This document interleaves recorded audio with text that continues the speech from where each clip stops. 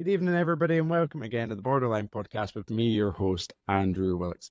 Guys, thank you so much for tuning into the American episodes. For those of you who have listened already, I hope you've really enjoyed them. It was a brilliant time speaking with Chase and Ashley. And just if they're listening to this little intro, thank you so much again for coming on the show. It was a pleasure to host. And tonight, I've got another pleasure. It is Sarah Wellband that's coming on the podcast tonight. She works with Remedial Hypnosis. There's so much information in this episode. It's also Sarah's first ever podcast, which you'll find quite unbelievable given just how confident, intellectual, educational, and just how calming. That's the one thing that I really got from her. She was just such a calming person to speak to. And it was a brilliant conversation, so much information. Like I say, check out the description after this episode. All of her links to her pages or social medias are going to be in the description below. And if you would like to get in contact with her, like she was saying in this episode, she does offer consultations and to speak a little bit more about hypnosis if this would be a nice treatment therapy route for you. So have a little listen and decide for yourself, guys. Enjoy. Thank you so much for coming onto the Borderline podcast. How are you doing tonight? I'm very well, thank you, Andrew, and thank you very much for having me on the show. It's my pleasure. And like I say, I understand this is your first podcast, and I honestly mean it when I say it. It's really an honor to have you on the show. And having obviously telling you about your expertise in remedial hypnosis, I think it's going to make for a brilliant episode. Like I said before, I had a hypnotherapist on just the other week. There was a little bit of connection issues, so I never really got the full feel like I do during the episodes that I'm learning at the same time. So a lot of my regular listeners obviously won't know who Sarah Wellband is. For those, could you just give a little brief introduction, a little soft intro to who you are and a little bit of your history and why the universe has decided to cross our paths this evening? Of course, Andrew, yes. So I've had quite a diverse history. Grew up in deepest Lincolnshire, spent the first few years of my career in catering, and then I moved to London and became a mortgage broker. And I did that for 8 years in London, and then I moved to Dublin and spent another 11 years doing the same thing. Luckily, I was very fortunate to work for two very responsible, very ethical companies, both in London and in Dublin. And although people think mortgages are a financial instrument, it's much more about people.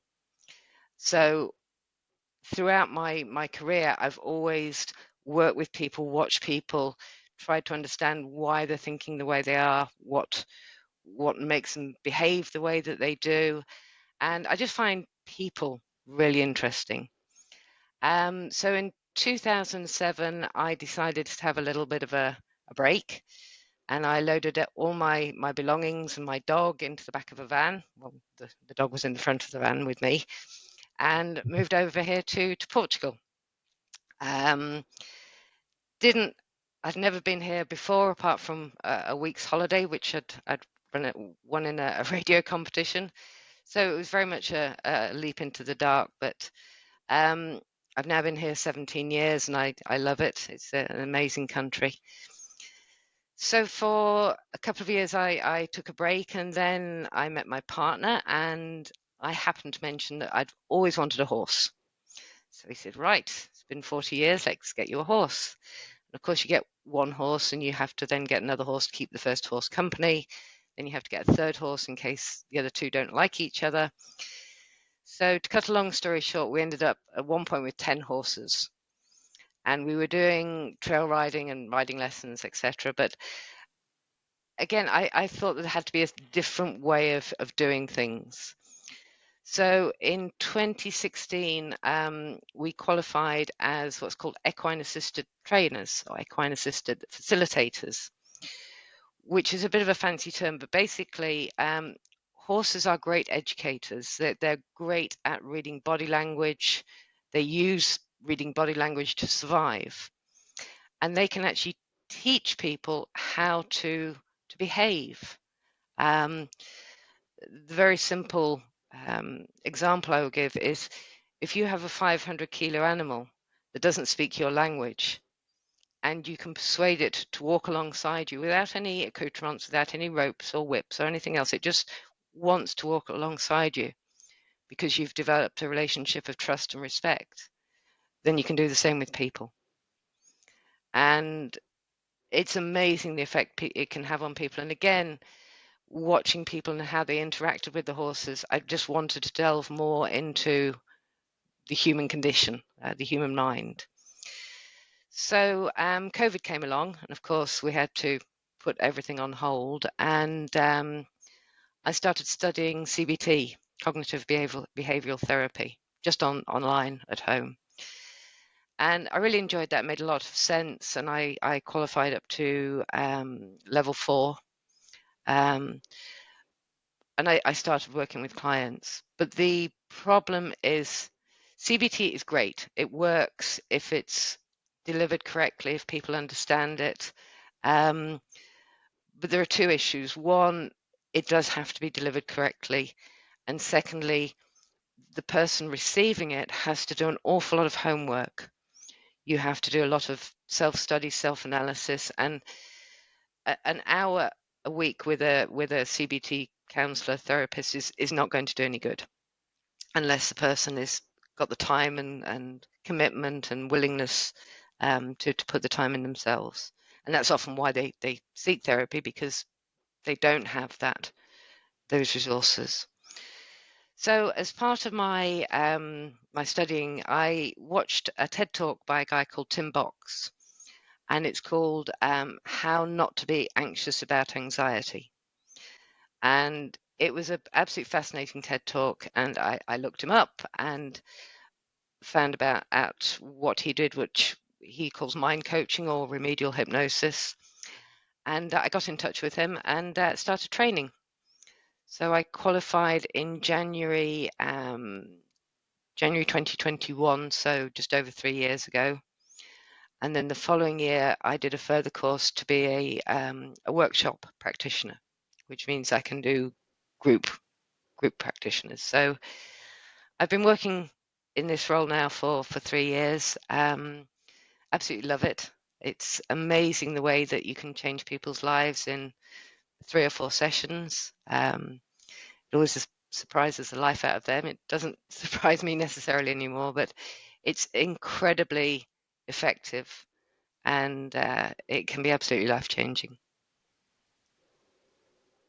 So Brilliant. that's Yeah, who absolutely. I am.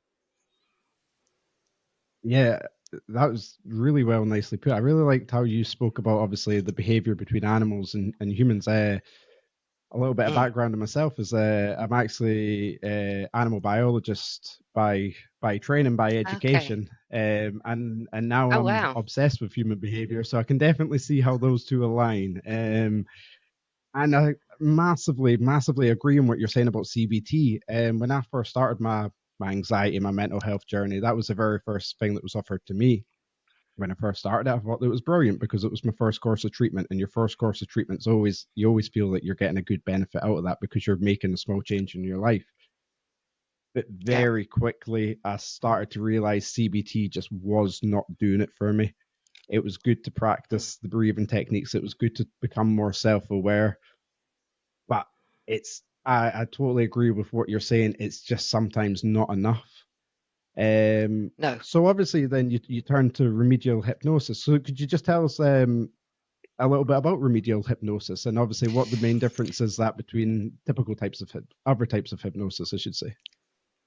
of course, yes. So um, the traditional method, if you like, is hypnotherapy. And in hypnotherapy, what will happen is you start with a pre-talk, a consultation to find out what the person wants to change, what the issues are. And then the hypnotherapist will typically take them through it's called a progressive muscle relaxation to get them relaxed from tips of the top of the head to the tips of the toes. We'll then put them into a trance by saying you'll go deeper and deeper. And then generally they will deliver insights or um, it's often a script. Some people don't use scripts, but a lot of people do use scripts to, what's the word I'm looking for? To suggest a change of behavior, a change Yeah. of a pattern of thought, a change of stop a bad habit, whatever. And then the hypnotherapist will bring the person out of the trance, and that's the end of the session. That's a very quick synopsis of what's happened. Two problems there. One, the actually getting into the trance bit and coming out of it is very long-winded. And whilst it's nice and relaxing for the client, for the hypnotherapist, it's quite boring to be, putting somebody into a trance. And the other thing is it's very one-sided. So effectively, you've got a person in an armchair or on a chaise longue or whatever, and they're effectively not able to communicate. They're not asleep, but they're in a very deep relaxation. So what I do is I talk to the client to start with. I always start with a free consultation. Always start with an hour, 90 minutes to make sure, one, I can help the person, and two, that this method's right for them. Because if it isn't, it's wasting my time and their money, and that's not good for either of us. So we start with outline the problem. I then check to make sure that their subconscious mind is willing and able to communicate. Now, by that I mean, if you don't mind, I'll give you an analogy of how the mind works to explain how that works. So, if you imagine your mind is like a ship, and the conscious, rational, logical part of your mind is the captain. So the captain's on the ship. On the deck, you've got your crew hands, your waiters and your cleaners and everything else. They're best described as your automatic actions, your walking, talking, driving, peeling potatoes, whatever, all of the things that we do without necessarily thinking about them. So the captain can see the deck crew, but just lets them carry on with stuff, unless you're going to walk off a curb or cut your thumb off or whatever, and the captain will go, whoa, hang on, stop. So that's fairly straightforward. Underneath the deck, however, you've got the engine room, and that's your subconscious mind. Now, your subconscious mind is in charge of your imagination, your memories, your creativity, but most of all, your emotions. Okay, so that's what drives the way that you feel, the emotions that you feel when you do something, and Andrew, when you say there's a part of me that thinks this, or there's a bit of me that thinks no, I shouldn't, that's the part of your subconscious. That's the bit of you that's saying, not sure about that. So to continue with the ship analogy, for the first 10 to 12 years of your life, there's no captain on board, because when we're born, we are all subconscious. We don't have the ability to think consciously. We don't have the ability to decide whether things are true or not. We just absorb information. So the crew for that first part of your life, the most important part of your life, which is when you absorb more information than any other time, there's no captain. So all they're doing is trying to keep the ship afloat, trying to keep you safe, trying to keep you happy. And during that time, you might, the crew, your mind might devise a strategy which makes sense at that time. For example, if daddy shouts, you might learn that, okay, I need to keep quiet when somebody else is raising their voice because it keeps me safe. Then as you get older, you may well find that you are incapable of getting into debates, or the sound of a man shouting is frightening to you, even though you're quite old enough and able enough to handle that type of conversation as an adult. That bit of your subconscious is going, oh no, that's scary. Let's back off from here. Another really good example is food. When you're little, food is often a reward, a bribe, something that soothes you. You know, you're upset, so you give them some sweets. You win a race, and you give them an ice cream. You know, that's always a reward. And for a child, that's really deeply built in there. When you get older and you find that you're reaching for the biscuits because you're upset, You're rewarding yourself with chocolate, with whatever. And people talk obviously about emotional eating, and that's exactly where it comes from. It's that bit of your inner child, your crew going, I remember this, we're unhappy. Let's have some chocolate. Now, for the child, that was a good strategy because it worked. For the adult, all it's doing is giving you a moment of pleasure against a lifetime of happiness, because once you eat that chocolate, a lot of people, if they've got weight problems, will go, they'll be really angry with themselves.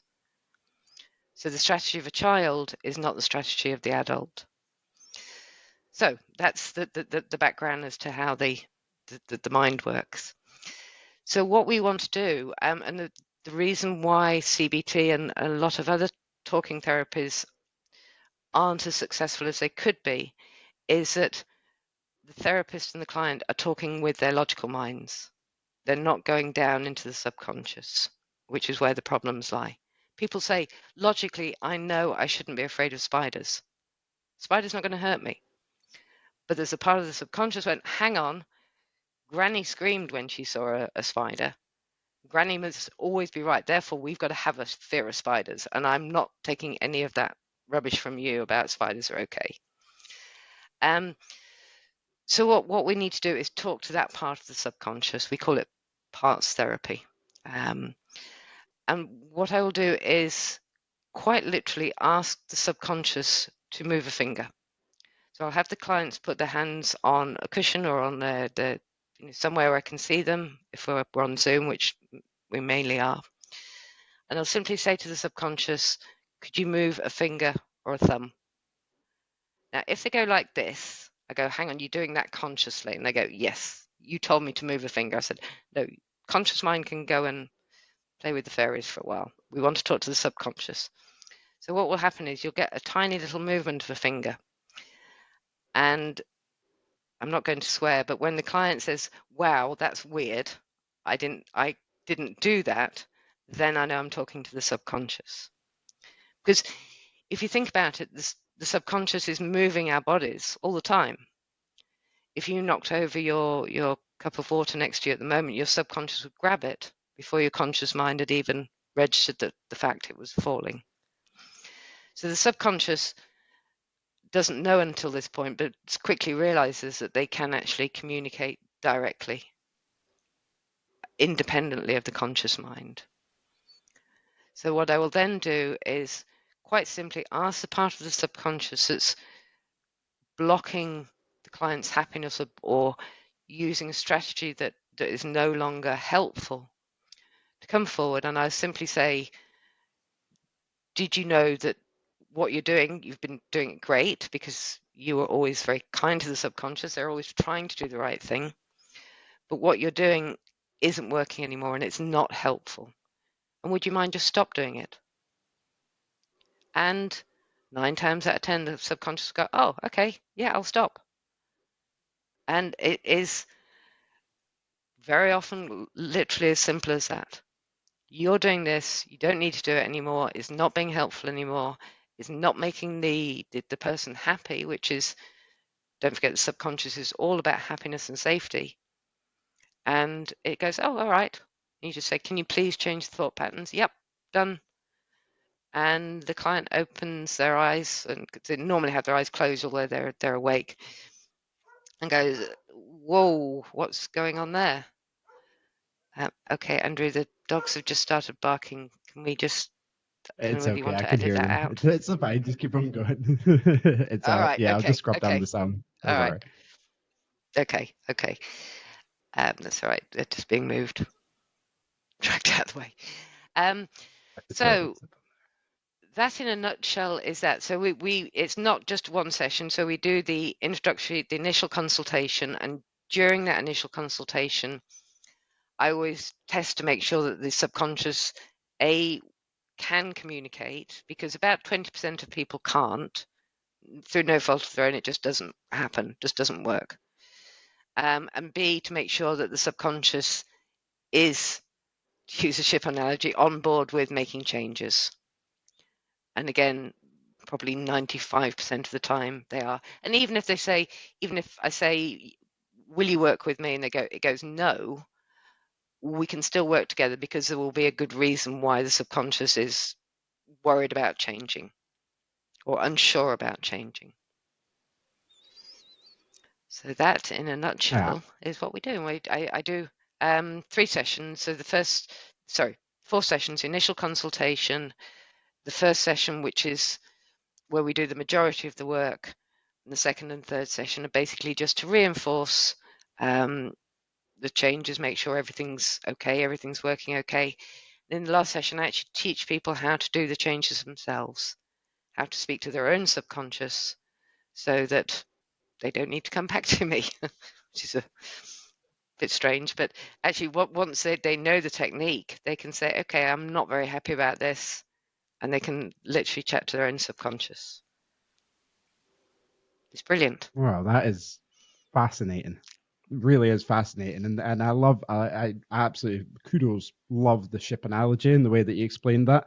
It really helps relate in a nice, easy sense of exactly how that would be operating inside the mind. But it's so true. I'm a big I talk about all the time meditation, really Hmm. deep states of meditation, long sessions to try and I only personally only think that I can make progress with my mental health, depression and whatnot when I really I call it learning a little bit more about myself, because you sometimes get a message of surprise when you meditate, and it sometimes makes sense. And for me, that's my subconscious saying, here's a little hand, here's a Yeah, little hand, this is what you're after. And for me it's yeah. just that missing link, just to actually clarify it. So that must 4 sessions is not a lot of time. That must really surprise a lot of the patients and clients that you work with, of just how fast this approach can work, can it, doesn't it? Yeah, absolutely. And the way to explain it again is that the conscious mind is always going through options, going through nuances, and thinking deeply, and trying to work stuff out. Again, subconscious is much more childlike, is much more, this is right, this is wrong, I'll do this, I'll do that. There's generally very little in the way of negotiation. They just go, okay, I didn't realize that what I'm doing um, used to work, but I don't need to do it anymore. Another really good example is public speaking, which is a big phobia of a lot of people. Um, and that often starts maybe early teens, when your social group is the strongest thing, it's the most important thing in your life. If you get up in class and do a speech and make a mess of it, and you get laughed at or ostracized, or basically it was a horrible experience, there'll be part of your subconscious that just goes, sod that, I'm never doing that again. That was awful. I'm going to protect you by making sure that you are never in that position again. So then when you are in your first job and the boss says you can do a presentation, that part of the subconscious goes, no, we're not doing that. We're not doing that. We hated it last time. We're not doing it again. And the mind is very strong. It can take your voice away. It can make you feel so sick that you actually have to call in sick. It will do literally whatever is necessary, not to harm your job prospects, but to keep you safe from that thing that was so awful the first time. And that's a really good example of a strategy that was useful one time, but now is redundant and is actively holding us back. True, because in a nutshell, that is what anxiety is really doing. It's protecting us. It's inhibiting that fight or flight response. So we make a decision, so we always feel safe. It's protected, or we're always meant to be physically safe, I should say, not feel safe, because you don't feel safe during the middle of a panic attack. But yeah, I guess you know where I'm going with there. But so what kind of conditions can remedial hypnosis really kind of key in and target to help people? Um, I mean, the list is incredibly long, but um, anxiety is a huge thing, and I do want to talk about anxiety in a few minutes, because it is Yeah. probably the bulk of most hypnotherapist and hypnosis workers' caseload. Trauma, PTSD, weight loss, pain management, um, phobias, teeth grinding, smoking. Basically, we're born. A human is born with two inbuilt fears. One, the fear of being dropped, and secondly, the fear of loud noises. Anything else that we dislike or fear or whatever, we've learnt along the way, and especially in that key 10-year period. And anything the mind can learn, the mind can unlearn. So anything that you say, well, were you born with that? And they go, no, my granny was very anxious, or my mum was really anxious about health, something like that. Of course, you picked it up, you learned it, that was a natural way to be, but you can unlearn it. So I've talked to a bladder that kept waking a person up at 4 o'clock in the morning, and I said, look, you don't need to do that anymore. And it was actually a volunteer here on the farm, and she came in the next day and she said, that's the first time in years that I haven't gotten up at 4 o'clock in the morning. Wow. Travel sickness, fear of flying, spiders is often a big one, especially out here in the countryside. But yeah, but basically anything that you've developed, you can unlearn it. Yeah, I totally agree with that. And also, just to wind back just a little bit, when you're saying how the brain can really make you feel physical pain, that's something that I personally try and raise a lot of awareness for when I'm speaking about my own mental health conditions, is that they can be painful, not in the sense of getting poked with a hot cattle prod, painful, but painful nonetheless. It's Yep. subjective to yourself, and that pain's hurting. And it's so true. And obviously, you want to focus on a little bit of anxiety. That's what the show's all about. So if you want to take it away and talk about anxiety, I'll let you lead. Sure. And just touching on pain for a moment, hypnosis was used. Was it the First World War or Second World War? Possibly both, when there was no anesthetics available. And there's a Oh, guy wow. called Dave Ellman, who in the 60s did a lot of hypnosis with dental patients. And I've actually, I've worked with pain. And again, because pain is so debilitating, when you actually can just say to the subconscious, you don't need to do this anymore, you're redundant, and the person goes, whoa, that pain just vanished, where did it go? That's massive. But yeah, coming back Yeah, to massively. anxiety, if I said, Andrew, that I could stop you feeling any anxiety at all, what would you say? I'd say Take tell away me your where to sign. anxiety. No anxiety. You see, if you Yeah, didn't I would. have Mm, anxiety, sorry. go ahead. No. I just got If caught you up if in you the lag. I'll let you go and I'll edit this out. That's okay. Okay, sorry. Um, if there was no such thing as anxiety, if you and I didn't have anxiety, we wouldn't be here. We wouldn't be talking, because we wouldn't have seen any value in picking up our headphones or making the connection or getting in touch with each other in the first place. Anxiety is an emotion. It's not a disease. It's not a disorder. It's the same as happiness, fear, anger. It is an emotion, and it has a very important role. So when you leave your house in the morning and you just pat your pockets to make sure you've got your keys, that is a tiny, tiny little bit of anxiety. It's saying, Andrew, check your pockets, because if you don't, you're not going to be able to get back into your house. Anxiety is the emotion that tells you to turn your iron off before you go to bed at night. If, unlike me, you actually iron anything, I don't. Anxiety is the emotion that says you're going out on a date. Have a wash, brush your hair, get ready. So anxiety is the emotion that tells us when things are too important to ignore. And that's basically what it is. It's that little prod that says, don't forget this, do that, go to the doctor. There's something wrong with you, go to the doctor. And if you say, no, I'm not going to, it'll start to talk louder. Go to the doctor. So the first thing I'd say about anxiety is if we ignore it or try to push it down, all that will happen is that crew member, which is trying to give the captain a message, will just talk louder.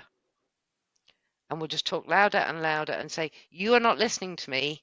You need to pay attention to this.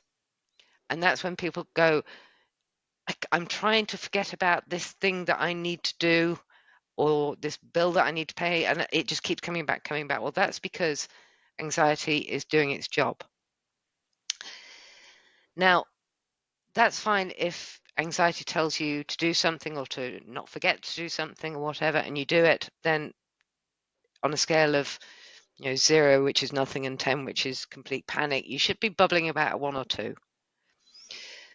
The problem is that when you start to get up to the 5s and 6s or worse, it becomes debilitating.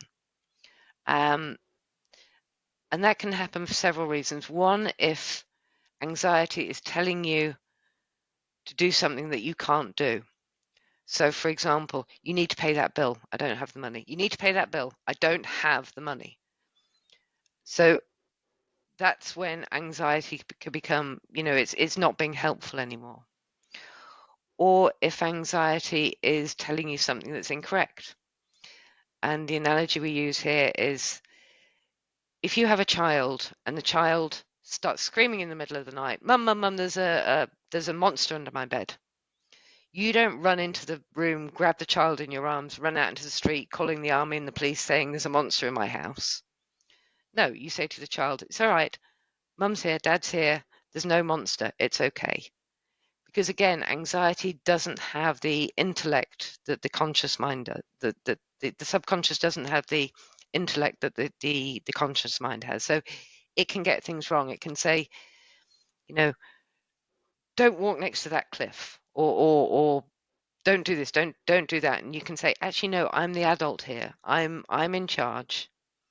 That was scary when I was little. It's okay, I've got this. And 9 times out of 10, anxiety will go, oh, okay, then you're in charge. And the other thing that harks back to that original TED talk that I saw is being anxious about anxiety. A lot of people wake up in the morning and go, where's my anxiety? They will start scanning themselves for anxiety. How anxious do I feel today? And of course, what's that? That's them informing their minds that there's something to be anxious about. So again, a visual thing here. Imagine meerkats, lovely little meerkats, not the ones on the advert, but actual meerkats standing up on their hind legs and scanning the horizon for threats, for danger. And that's all they do all day. Now imagine if that's your anxiety, how tiring that is. How you can get nothing else done because all that you're doing is all the time scanning for threats, scanning for danger. When danger, as Lerman said in the sunscreen song, it's the thing that hits you at 4 o'clock in the morning. It's that phone call at 4 o'clock in the morning that you were never expecting. It's probably a little bit too old for you, but No, that's really weird that you've mentioned that song. yeah. I've actually got Yeah, it yeah. framed up in my consulting room. You need to go back. You mentioned before we went on air that you'd listened to a couple of episodes. You need to go listen to the guest episode with James Gaffney. He's the first person that Okay. introduced me to that song, and it was only last week I then passed that song on to somebody else. So yeah, it really Oh, must. It really? really does stand up to the age of time. Yeah, big time, big time. Yeah, absolutely. I mean, it's 4 minutes of pure therapy. If nothing else, that's if people just download the lyrics and read them, they are just brilliant.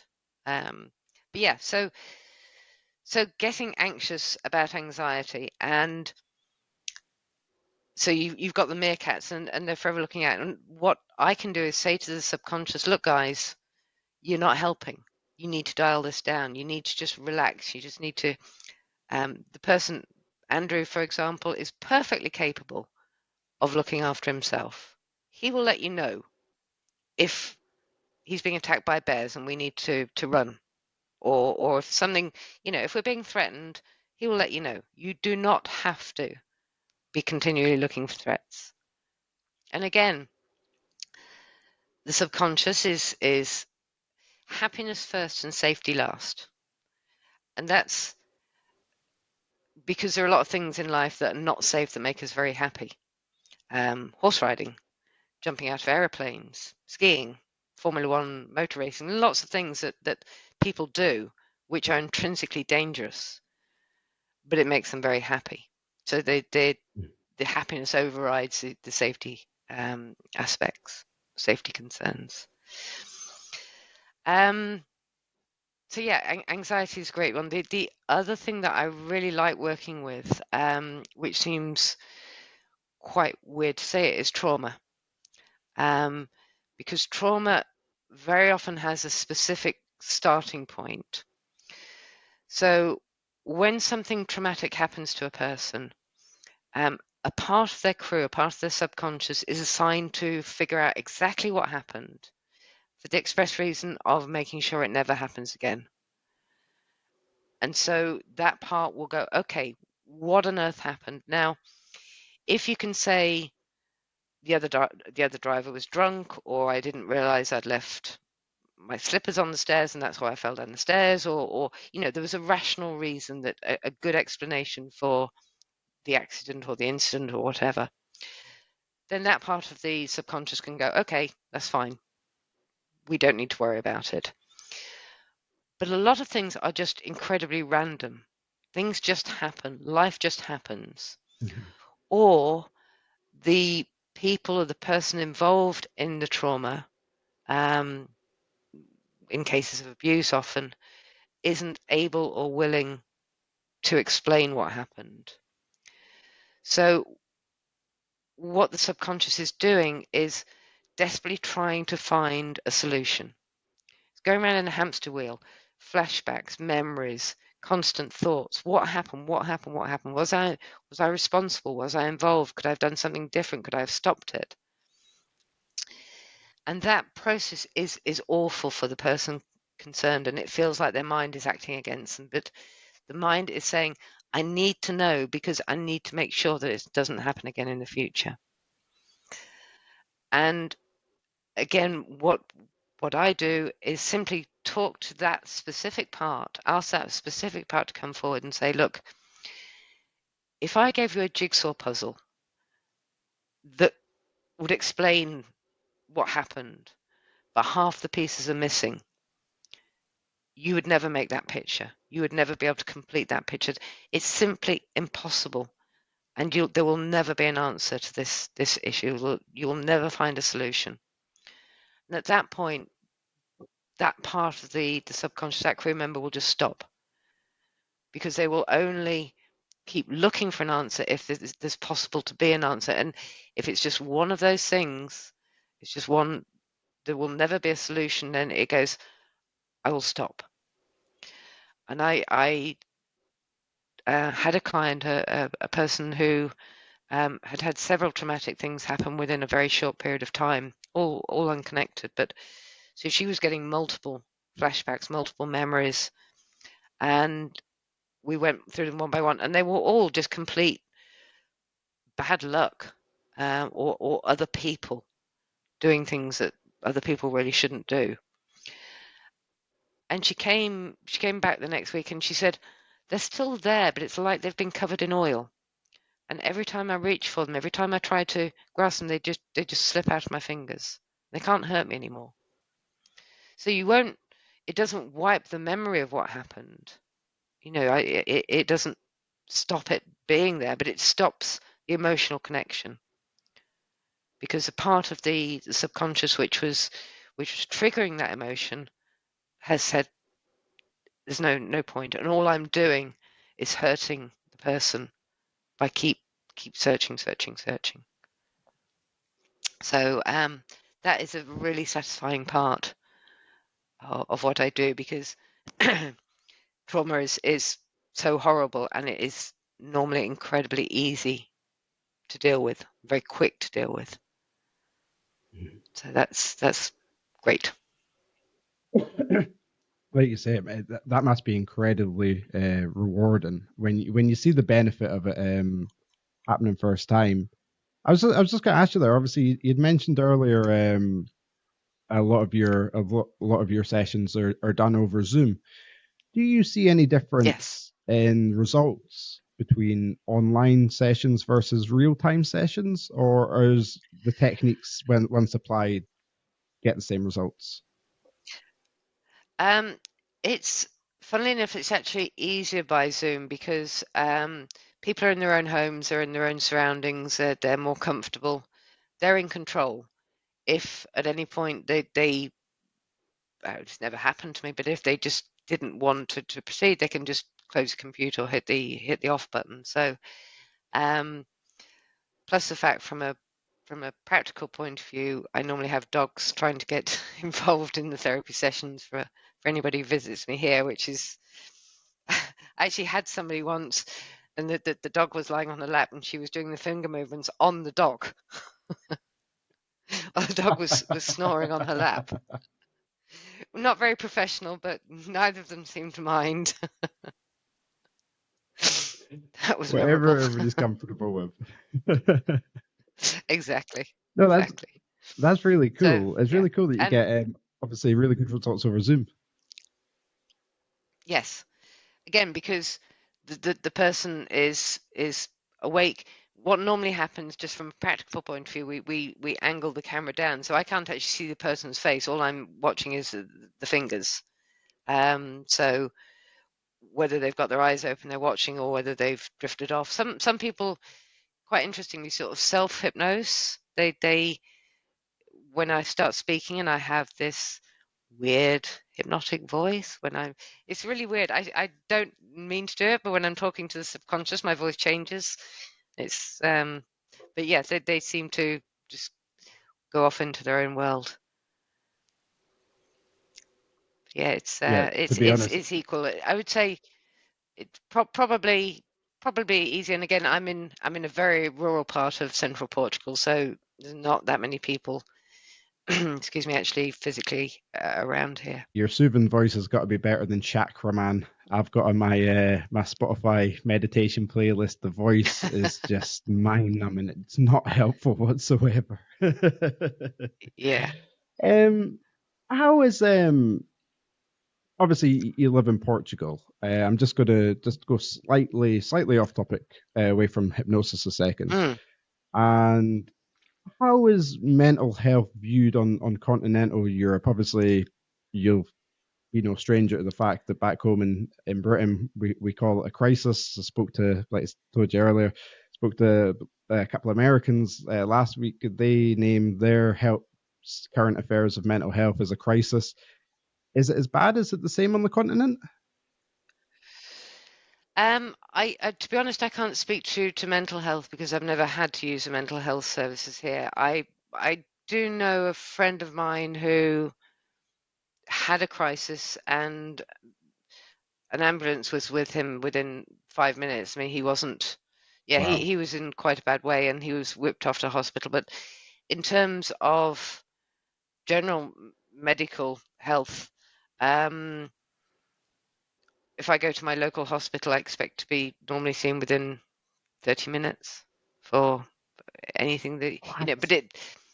it's not indicative because I live in a small town and there's a big hospital. So, but really, yeah, the health service here, as much as I've had several operations, so yes, it's good. It's good. Yeah. No, that's good. Like I say, I just like asking basically how it's kind of viewed across different Yeah, countries, just to form yeah, a picture of the globe yeah, of what we're working with. Um, yeah. so What sorry, I was what just what I looking would down my say is show that notes. so, sorry, yeah, go No, no, ahead. on you go. No, on you go, on you Well, go. That's what fine. I It's would okay. I'll just pick that up. um what I would say is that um hypnosis does have a very woo or alternative. People think of it as an alternative therapy, but actually it's been used by mainstream medicine for many years, and it's actually, I think it's IBS that it's a medically approved treatment for, because IBS is often exacerbated by anxiety.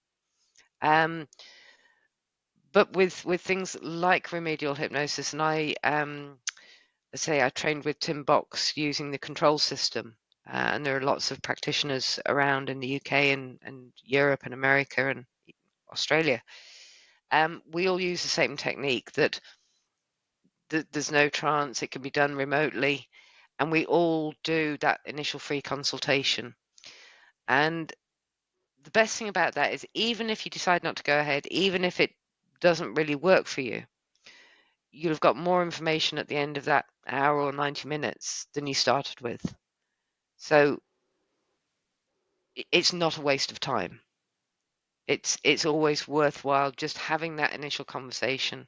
And even if they say, look, this is way outside my lane, you need to go and see your doctor, at least that's one opinion, you can take it forward. Or maybe I can just say, look, yeah, this is easy. We can fix it in 3 sessions. Because a lot of people, mental health makes you feel very alone. Feeling anxious, feeling depressed, feeling scared of things. You see everybody on social media having a great time, living their best life, and you think there's something wrong with me. And there's nothing wrong with you that can't be fixed. There may be something, there may be just a little bit of adjustment here, a little bit of kick some butt of a particular crew member who's making a nuisance of themselves, but anything that you're going through, somebody else has been through, and somebody else has found a solution.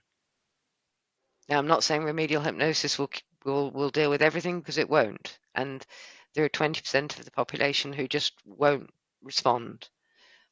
But at least you can find out in a non-judgmental, completely confidential and free way if it will work for you.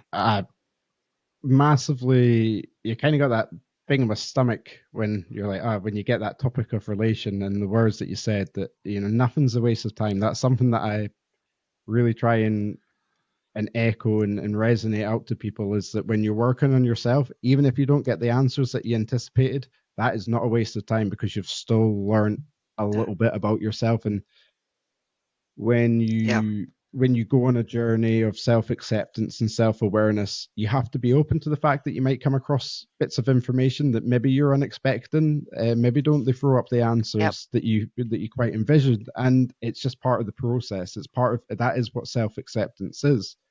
When you talk about the crew members, I've been meaning absolutely. to say it all the time. The coping mechanism I use with my own anxiety to separate the subconscious from the conscious is, I call my anxiety Judith. Now, I don't actually have. There's nobody in my life that I hate called Judith. I don't know how I came up with that name, but whenever Judith comes into the party, I just politely tell her, "Please leave, Judith. There's no time for you here just now." Now and then she'll come back and she'll try and raise over the top of me, like you say. She'll maybe stamp her feet a couple of times. But if I'm adamant and I'm strong enough, I can put her away for a little bit. And that's Yep. just a coping mechanism that just helps me personally so much. So remedial hypnosis actually sounds like something that would really benefit me, because I'm quite open to things like that. So yeah, like I say, it's just it's incredibly fascinating, because, like you say, it's not so much the woo woo aspect of hypnosis, but it is almost the stigma within the stigma. Is that it's not Yeah. mainstream medicine, it's not Western science, it's this, it's a self acceptance approach, and we're so put off by that. Do you ever see any patients or clients that you kind of have to talk on board a little bit more before you go into your sessions, or are they quite committed to to accepting the process that they're about to go in beforehand? Um, Generally, once people can see their own fingers moving independently and effectively talking, they generally go, okay, this is weird, but this works. And again, I explained the whole process. If somebody decides after the initial consultation, no, this is not for me, that's absolutely fine, because it's rather like a horse and a rider. If you try and put a rider on a horse and neither of them are happy, then it's going to end up with one of them on the ground and the other one running off into the distance. So, you never force it. But just going back to the mental health thing, for me, mental health is becoming such a big industry. And by industry, we're talking money making. And there are so many different things. You must try this, you must do that, you must do this for your face, you must do this for your mind. All the answers that we have are inside ourselves, because nobody apart from you has lived even a part of the day that's inside your head. You're the only one who've gone through your own lived existence, and you're the only one that knows what you're doing and why you're doing it. You might not know now why you do what you do, but your mind does. And your mind knows exactly why it's doing these things and where it's come from. Again, sometimes people come to me and I'll say, can you remember when this started? And they won't remember. It doesn't matter, the mind remembers. The mind is like this massive filing cabinet. Just on a slightly lighter note, have you ever been in a situation where you try to remember somebody's name, or you're doing a crossword, or you're doing something, and you're thinking and thinking and thinking as hard as you can, and then something distracts you and you go off and do something else, and your crew are rifling through the filing cabinets, and all of a sudden they've popped that name or that answer to the clue, or whatever it is. They just popped it into your brain. And you go, I was thinking for an hour trying to think of that person's name, and I've woken up with it in my head. Again, I love the idea of the Very crew frequently. going through the filing cabinets going, what's that name? So obviously I don't do what I do for free, so it's probably a little bit wrong of me to say it's an industry, but it does seem to be, take these pills, take these supplements, do this, do that, buy this book, do this, do that. And it is all within ourselves. It's just a Yeah, I matter of, massively agree with what you're saying there, about it being industrialized. I think Mark Manson's written about in his book quite a few times how, everything just now in the world is do more, have more, want more, all these things, and you're going to start feeling amazing. But actually, if you just strip them all back, you're going to find an answer to what that thing is that you really, really want more out of life. And nothing fabricated, nothing materialistic will ever give you that, other than, and deep down that's what I want, and you actually obtaining that, or even just going for it, is enough to change yeah, somebody's life, to really have an effect. And by saying that, obviously, you don't do your courses for free. I totally respect the fact that, multiple times you've said that throughout, and that you wouldn't want to charge, and that just, it's incredibly humbling to speak to somebody that has an alignment of views like that, because it's what we need. It's how I believe when we talk about mental health crisis, it's how we get out of this crisis, is from people like yourself that are offering an alternative choice that's slightly different against the norm, and will fundamentally help change people's lives. Um, what I'll do with that is that, obviously, reach that part of the show, is I personally suffer from depression and anxiety wholly, and I accept that, and I'm open to speak about it. But I know that there'll be a load of people watching or listening into this podcast that maybe aren't as open. Could you tell them why remedial hypnosis might be a course for them, and how it could really help them, just by opening their mind to something a little bit different? yeah, sure. So the first thing I would say is that we talk about the conscious mind and the subconscious mind. They're all part of you. They're all part of you as a complete adult or complete person. But the subconscious is hidden away. It's the engine room, under the decks. And what we want to do is basically just open that up. And what I do is as much about education as anything else, is to explain to you and help you understand how you work. Not what I want to do, not what my opinions are or what I think you should do. It's to help you make better decisions and better choices about what's best for you. And by understanding that part of you, that part of your mind is on your side, everything it's doing is trying to help you. Everything it's doing may not be for the right reasons, may be for reasons that aren't relevant anymore, but it's there to help you. And one thing I always do when I go to bed at night, I just say to my team, great day, guys. Thanks very much. You really helped me. Let's have a good night's sleep. Because if you think about it, if you have somebody working for you and you're telling them they're stupid and they're useless and they're harming you, they're not going to want to help you. If you say, guys, great job today, or we had a bit of a wobble, but it's okay, we got through, then they're much more likely to be on your side the next time. And the one last thing I would say is that for anybody having a bad day, is that your record of getting through tough days currently stands at 100%. So no matter how bad your day's Wow. been, somehow, some way, you got through it, and you're doing 100%. Well done. So simple yet so effective. I've actually got goosebumps all over me when you said that because the penny just dropped. And I always learn something every single episode. Every single episode, there's always one little statement, one little line that just it hits me full on, and I love them moments. Sarah, you've been outstanding for your first podcast. I really, I'm having a hard Thank time you. believing that this is your first podcast. You're a natural at this.